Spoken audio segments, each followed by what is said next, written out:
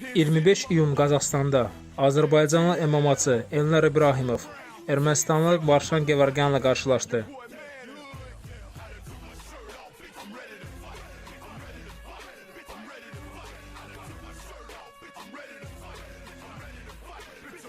İlk raundun böyük hissəsini bizim idmançı rəqibini setkaya salıb kontrol edirdi.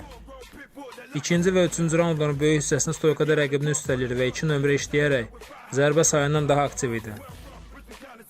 Hətta parterdə da rəqibindən daha aktiv idi.